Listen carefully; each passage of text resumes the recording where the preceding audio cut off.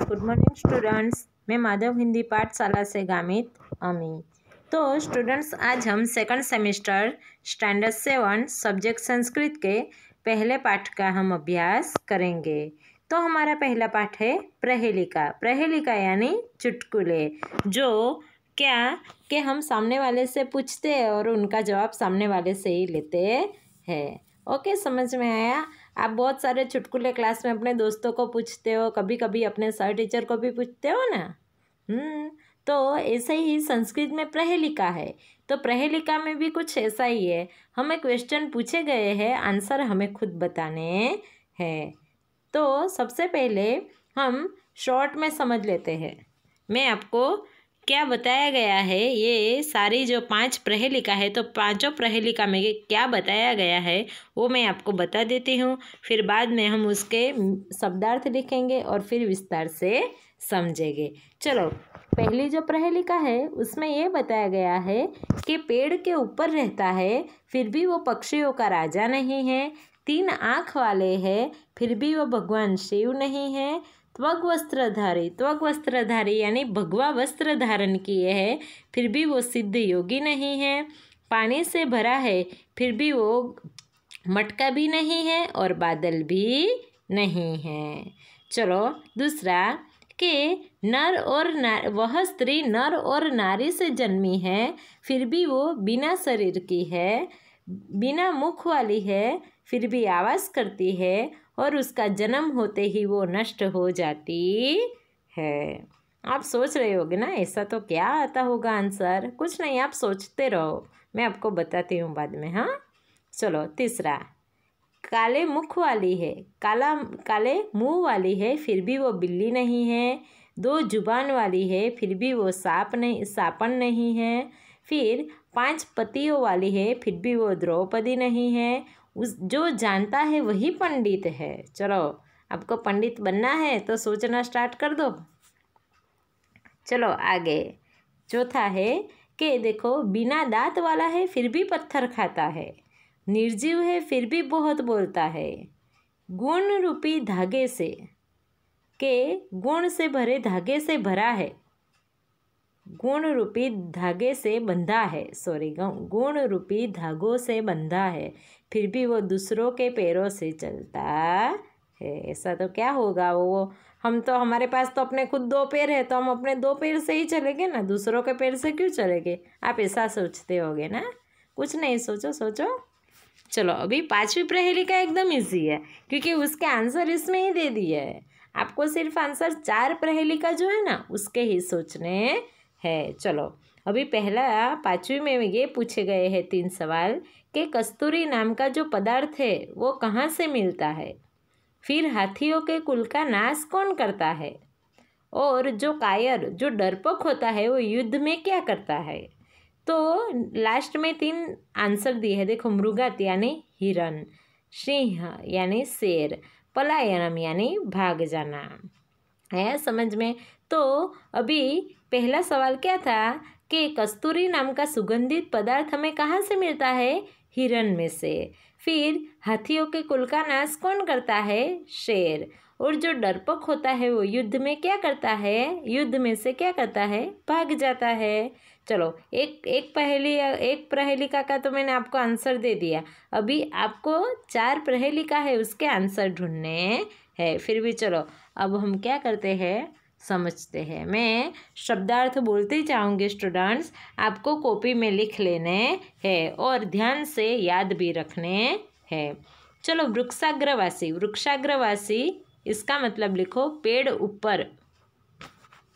के ऊपर रहता है, पेड़ के ऊपर रहता है। च यानी और, न पक्षी राजः इसका मतलब होगा पक्षियों का राजा नहीं है। फिर त्रिनेत्रधारी का मतलब होगा 3 आँखों वाला।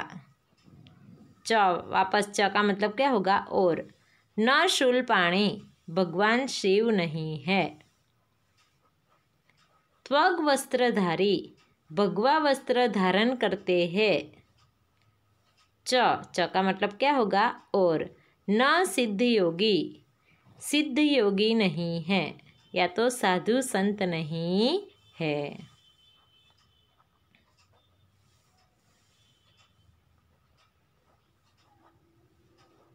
च और जलम बिभ्रन के पानी धारण करता है, पानी से भरा है।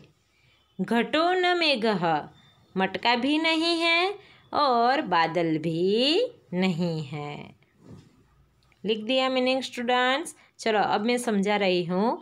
वृक्षाग्रवासी के पेड़ के ऊपर वास करता है, पेड़ ऊपर रहता है। च और न पक्षी राजा और पक्षियों का राजा नहीं है।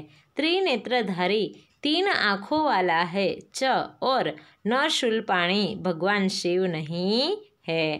त्वग वस्त्रधारी भगवा वस्त्र धारण करते हैं। च और न सिद्ध योगी और सिद्ध योगी नहीं है। च जलम बिभ्रन और जल से भरा है, पानी से भरा है। घटो न मेघः मटका भी नहीं है, बादल भी नहीं है। तो क्या आएगा स्टूडेंट्स आंसर? चलो एक बार वापस सीधा हिंदी कर देती हूँ। पेड़ ऊपर रहता है और पक्षियों का राजा नहीं है। तीन आँखों वाला है और भगवान शिव नहीं है। भगवा वस्त्र धारण करता है और सिद्ध योगी नहीं है। और पानी धारण करता है, मटका भी नहीं है, बादल भी नहीं है। तो क्या आएगा आंसर स्टूडेंट्स? नारिकेल। नारिकेल लिखो, नारिकल, नारिकेल। नारिकेल का हिंदी में मीनिंग क्या होगा? श्रीफल। श्रीफल जो नारियल हम भगवान के मंदिर में फोड़ते हैं ना, वो। आया समझ में? ओके चलो अभी दूसरा। शास्त्री। शास्त्री का मतलब होगा वह स्त्री। लिखो, शास्त्री का मतलब होगा वह स्त्री। नर नारी समुत्पन्ना के नर और नारी से जन्मी हुई है। चलो, शास्त्री नर नारी समुत्पन्ना, वह स्त्री नर और नारी से जन्मी हुई है। देह विवर्जिता। देह विवर्जिता का मतलब होगा बिना शरीर की है। देह विवर्जिता यानी बिना शरीर की है। अमुखी। अमुखी यानी बिना मुंह वाली है। बिना मुंह वाली है। शब्दम कुरुते आवाज करती है। शब्दम कुरुते आवाज करती है। जात मात्रा विनश्यति के जन्म होते ही, जात मात्रा यानी जन्म होते ही, विनश्यति नष्ट हो जाती है। चलो मीनिंग आपने लिख लिए होंगे या तो ध्यान से समझ लिए होंगे। ओके, वापस एक बार करती हूँ। शास्त्री वह स्त्री नर नारी समुत्पन्ना, नर और नारी से जन्मी हुई है। देह विवर्जिता बिना शरीर की है। अमुखी बिना मुंह वाली है। शब्दम कुरुते फिर भी आवाज करती है। जात मात्रा विनश्यति और जन्म होते ही नष्ट हो जाती है। क्या आएगा? छोटी का। छोटी का मतलब होगा चुटकी।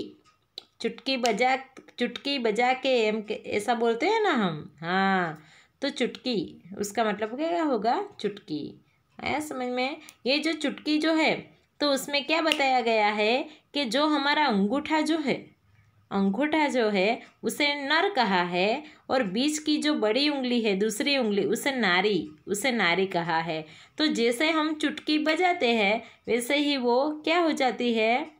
नष्ट हो जाती है। यानी चुटकी जब बजाते हैं तब उसका जन्म होता है, और चुटकी बजाना बंद हो जाता है तब उसका नष्ट हो जाता है। आया समझ में? देखो, वह स्त्री, चुटकी को स्त्री का नाम दिया गया है। नर और नारी समुत्पन्ना, नर और नारी से, यानी अंगूठा नर है और दूसरी उंगली कौन सी है? नारी। आया समझ में? देह विवर्जिता, चुटकी का कोई शरीर नहीं होता। आया समझ में?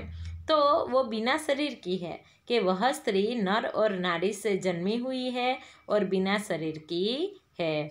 बिना मुख वाली है फिर भी आवाज करती है, और जन्म होते ही नष्ट हो जाती है। तो क्या आएगा आंसर? छोटिका। छोटिका का मतलब होगा चुटकी।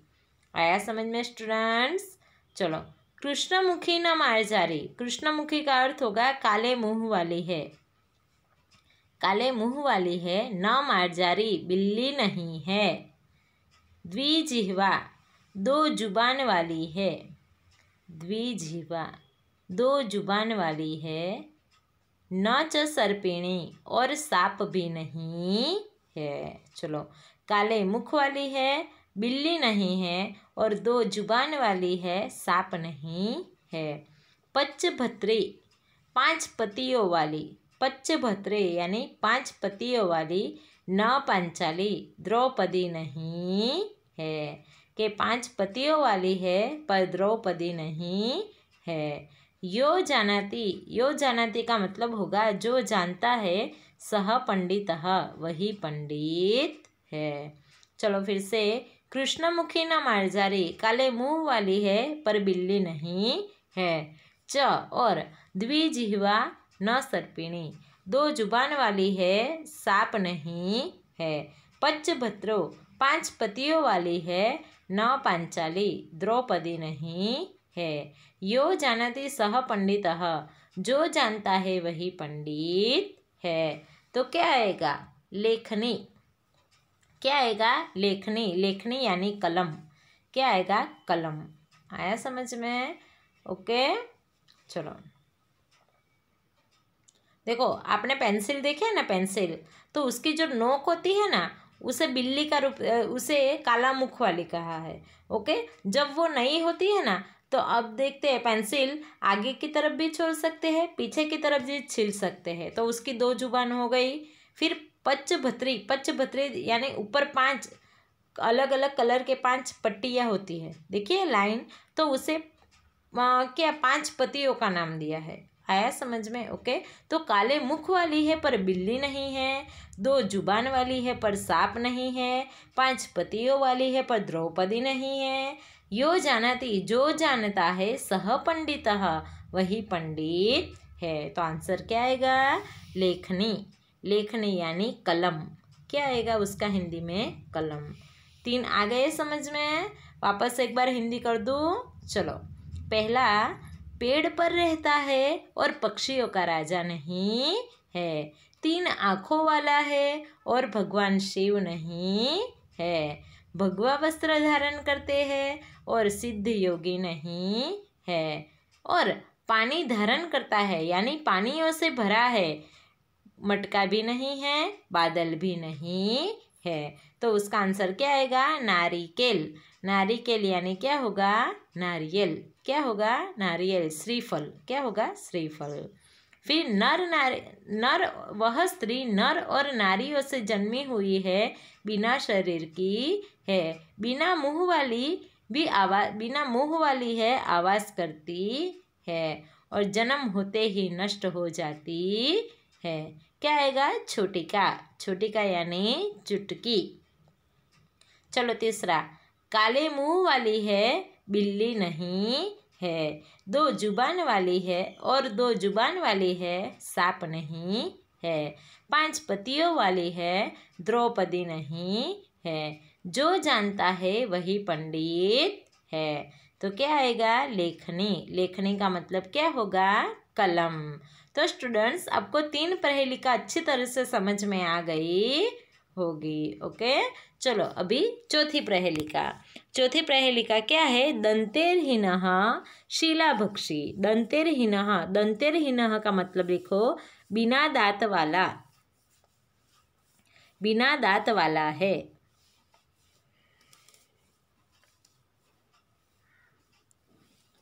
चलो, शिलाभक्षी।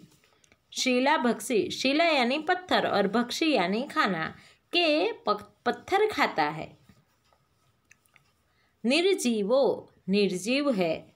बहुभाषकः, बहुत बोलता है, बहुत बोलता है।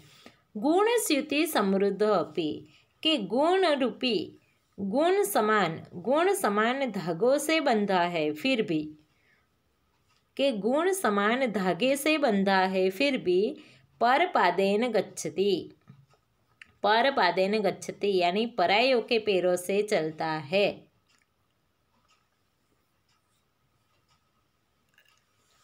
चलो सोचो क्या आता होगा कि बिना दांत वाला है फिर भी पत्थर खाता है, निर्जीव है फिर भी बहुत बोलता है, गुण समान धागे से बंधा है फिर भी दूसरों के पैरों से चलता है।